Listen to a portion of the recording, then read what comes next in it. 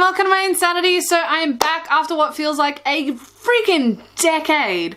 Like, I know it's only been like a month, but at the same time it feels like it's been ages because I've in all honesty missed just being this little antisocial Janet and sitting in my room and filming videos for y'all to watch.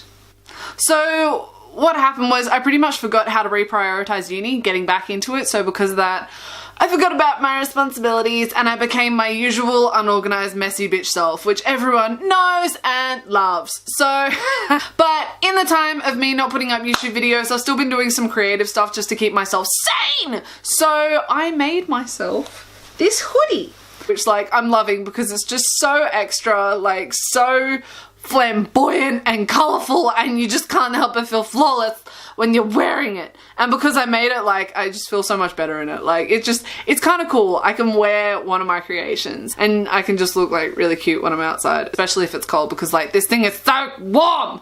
Yeah, but I'm also just really enjoying the fact that it looks like I just skinned Sully from Monsters Inc. and made a Cruella de Vil jacket out of it. So anyway, so to welcome myself back, I thought that I would jump back into another Storytime video because the chloroform video got a weirdly good response except for the one dislike, but you know what? I deserved that so much. So I wasn't actually that mad, so thank you for that dislike. This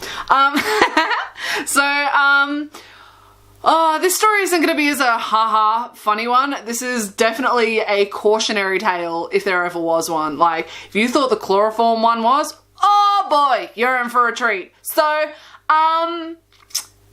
as you can tell by the title, I was in quite a significant car accident at one point that I unfortunately caused. Hear me out though, I wasn't being an idiot. So, on this glorious day, I was driving to work for a 6 o'clock start, 6 at night. So driving to work for a 6 o'clock start, and the way I drive to work, I pass like this section of like motorway entrances and exits, so it gets quite banked up during peak hour, which like 5:30 mark is around peak hour. So driving smack bang through the middle of it, and just before that you hit a section of road that's just like 80 k's for like ages, and just before the motorway you got 4 traffic lights.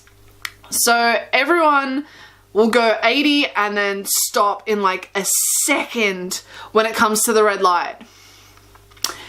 I think you know where I'm going with this. So in that time, we were all going 80. Get through the first one, fine. Get through the second one, fine. Get to the third one, I go, achoo, look up, see the car in front of me is braking and stopped. So I think, ah, crap. So I try and brake as fast as I can and brake as hard as I can, but it wasn't enough. So I rear-ended her, got smacked in the face by an airbag. And like, the cartoons may look as if airbags are so fluffy and light and they're like marshmallows and you're going to sleep on a pillow. But no, you're getting hit in the face with a brick wall. Like, that's what it feels like. Like, airbags have been known to break faces and noses. So I'm really glad I didn't break my nose again. But that's another story for another time. So I got hit in the face with an airbag and I got a concussion, and anyone that knows me with a concussion knows that I am loopy. Like, I have no idea what's going on and you just can't get much out of me. So not only did I have a concussion, but I was also in shock. I've been in shock before because I've been in situations before which meant that I was going to be in shock, so I know what I'm like. And I'm also quite a logical, rational person, and I work in dot point form in trauma. So there's no room for error, if that makes sense. So I'm weirdly prepared for these situations, which is kind of unfortunate. So in this situation, I crash, bag goes off, steam and smoke and stuff going everywhere. I blank out for a second because there's just a part of my memory that's just nothing. And then there's this guy like breaking open my door and putting down my window so that the smoke and stuff is going out of it and there's some fresh air for me, because otherwise I could have like suffocated, I guess. So he's telling me like, don't move, don't move, don't move. And then I get into the loop, and this loop was just like, what happened? Is anyone hurt? Is everyone okay? All I did was sneeze. I'm hyperventilating, I'm crying, I'm having an anxiety attack. Like, granted, I deserve it because like I should feel guilty, but at the same time, like, I was it was awful. I never want to be in this kind of situation again, like never. So he's trying to calm me down. In the background, I can hear the sirens coming. So I can hear the ambos, the fireys, the coppers. I'm pretty sure I ended up having like 3 coppers, 2 ambos, and 2 fireys. So they're coming. And in that time, I'm like, crap, I've got to call someone. So I can either call a family or a friend, most likely my mother, because she's the only person that can deal with me in these situations, or I can call work to tell them that I'm not going to make it. So logical me decided to call work. And in my head, what I remember the conversation going was, and then like, hi, you're calling blah, blah, blah, this is blah, blah, blah. And my reaction was, hi, I'm so sorry, I've just crashed my car. Very calm, cool, collected. Just crashed my car, I'm not going to be able to come in. I'll get an event number or a doctor's certificate when it's all sorted, and I'll keep you all posted. The conversation apparently went along the lines of, oh my god, my car's crashed, oh my god,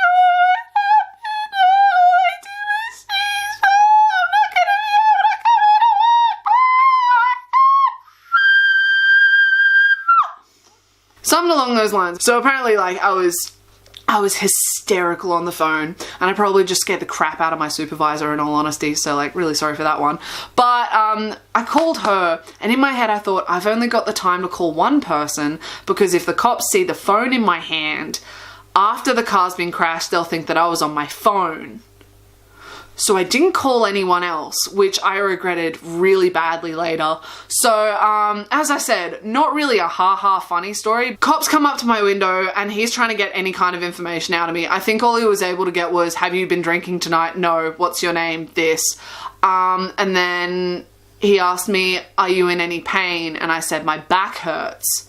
And he was like, oh, crap. Well, he didn't say that, but I'm pretty sure he said, he's like, ah, crap. So he then sends over the paramedic, and the paramedic comes over, and I remember his name just because he made such a thing about it. And he comes over and he's like, hi, I'm Joe the paramedic, as if like the paramedic's his last name. And I'm like, hi, Joe the paramedic. And he like kneels down in front of me after they've broken off the door. Like, they snapped off the front door. I'll insert photos of the car like throughout this video so that you can see the damage that was caused. I'm a genius. So he comes up to me and he's like, hi, what's your name? Janet. How old are you? This old. Then he asks me, are you in any pain? And this is where it starts to get bad, because when I'm in this kind of situation, as I said, I go through dot points because I only want to give them the relevant information. But one of my dot points makes me a little bit more sensitive to risky situations like this. So he's like, you in any pain? And I was like, yeah, my back hurts, but that's pretty usual with my scoliosis. And he was like, oh, crap. So anyone that doesn't know what scoliosis is, it is spinal curvature. So instead of your spine being straight, it curves like an S or a C. I'm an S, and I curve underneath my shoulder blade on the right side about a 33-degree angle around the C5, C11 vertebrae, and then I curve a teeny bit at the bottom, like near the tailbone, just to like kind of compensate, but at the same time not heaps, so I'm not like even balanced with that. So he hears scoliosis, which, fair enough, it's just easy for me to have my spine damaged because like the structure of it isn't as strong, like the muscles around it and the bone itself just isn't as strong as other people's. So he's like, oh crap, and he's like, can you feel your toes? And I was like, oh, they're pins and needly, but like that's pretty normal for me, and it's just probably because I'm in shock. And that's 2 red flags. So red flag number 1 was I have scoliosis. Red flag number 2 is I can't really feel my toes. Red flag number 3 was, can you feel your fingers? And I was like, they're pins and needly, but I'm probably just in shock, or I'm probably just cold. He's like, that makes sense. Cut her out of the car. And I'm sitting there like, cut me out of the what? So he sends Josh, who was this very attractive, by my memory, like training paramedic. And Josh, if you ever watch this, hit me up. Damn. So he sends Josh to get into the back seat so that he can hold my neck straight, because they had to keep me completely straight, because if they moved me at all, they risked hurting me and hurting my spine more.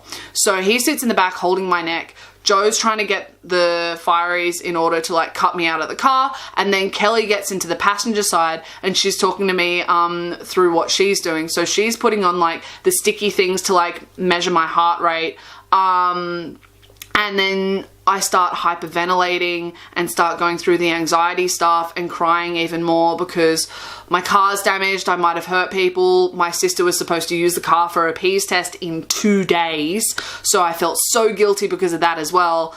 And then the Jaws of Life started going, and like the sound itself was absolutely terrifying. Like that in itself just, it made me scream every time you heard the crunching. So Josh was really nice and he was like, Janet, I'm gonna cover your ears, is that okay? And I'm like, yeah, that's fine. So I could still hear some of it, but not as much. So like, really sweet thing to do. I know it's his job, but like still really sweet. So Kelly's standing there being like, Janet, are you allergic to any medication? And I was like, no, I'm not allergic to any medication. So she's the classic Kelly, manages to slip out of the car as she's trying to insert the needle and whisks my veins, and I then just start bleeding. But my arm was all pins and needly. I couldn't really feel it anyway. So that also made them even more nervous because I didn't feel the needle. But like that's quite usual for me in my spine. I've gotten it checked out, I've gotten the scans, I've gotten all that. There's nothing wrong with it except like it's curved. So she's like, oh my god, I'm so sorry, like, and I'm like, why? Like, I can't feel the arm anyway. She's like, oh, okay then, never mind then. So she like gets it in eventually, patches me up, so that's all fine. Oh, they get me out of the car. They get me into the ambo. I'm whisked away to the hospital, and I have Joe and Josh and Kelly in the car. Josh is getting taught some stuff. Joe's taking him through some stuff. Josh is really nice, takes off my shoes because otherwise they'd have to cut them off me. And they're Doc Martens and like they're kind of expensive. So like I didn't want them to be cut off. So we get to the hospital and like I've never felt as alone ever than in this situation. Like, because at that point I was a few months single and I'd had a relationship for like 2 and a bit years, and anytime something bad happened, I had them with me, and like at the drop of a hat, they would come. At the drop of the hat, I would go. It was good for that point and that point only. So this was the first time that I felt as though I had no one and no one by my side. And because I didn't think to call anyone, I had to go through the rest of everything by myself. So I was in the hospital from about 7 o'clock to 11:30 at night by myself, getting x-rays done, getting blood tests done, like getting myself, like they had to cut off my clothes, which that in itself was like mortifying for me because of like some other stuff that I've had happen.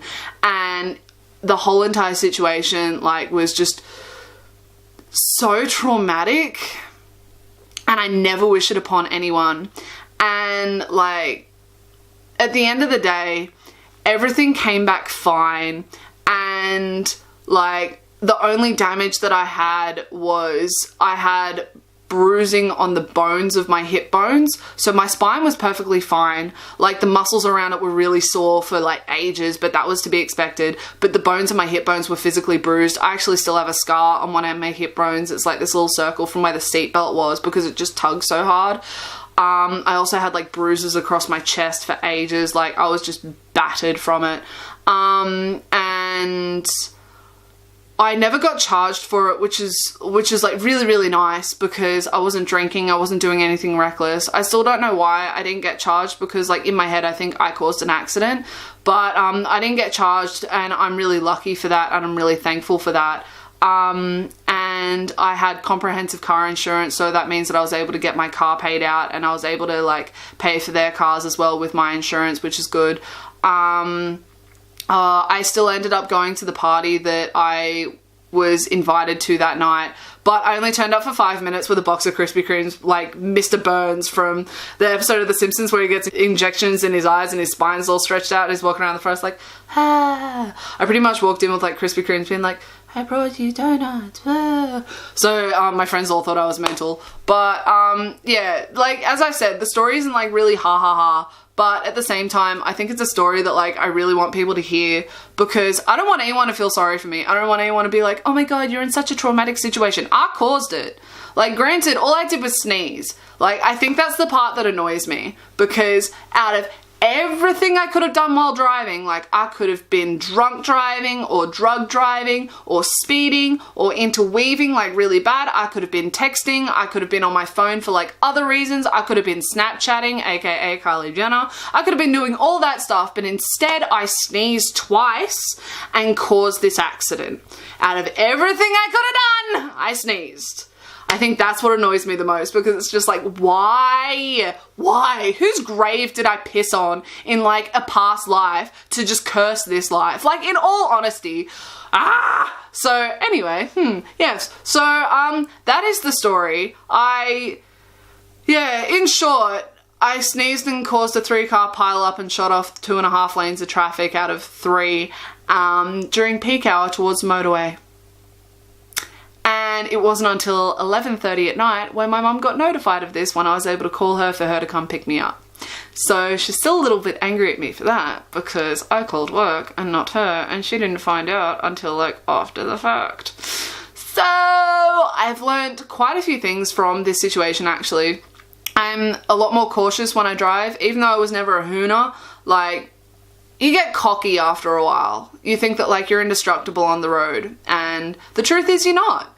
And I think it's a good lesson for me to learn, and like a good lesson in the way that no one got hurt except for myself, and even then I was minorly hurt. So I think out of all the outcomes, this is probably the best outcome, and it is a situation that I am going to learn from and not repeat again. And I hope that people like listen to this video and don't repeat my mistakes, even though like, if you sneeze, you sneeze. Like, you can't control that. But at the same time, maybe someone will watch this video and think like, oh, if all it takes is for her to sneeze herself into an accident, maybe I shouldn't be texting. As I said from the beginning, not supposed to be a ha-ha. Definitely supposed to be a cautionary tale. So, over the next few weeks, I'm hoping to upload a lot more covers. I've got some leftover helium, so look forward to that. I'm also going to be making a hell of a ton more jackets, so you're going to be seeing these in a lot more videos. But anyway, I will catch ya in my next video. I hope you liked this one. Enjoy the rest of your day. Fare thee well. Bye!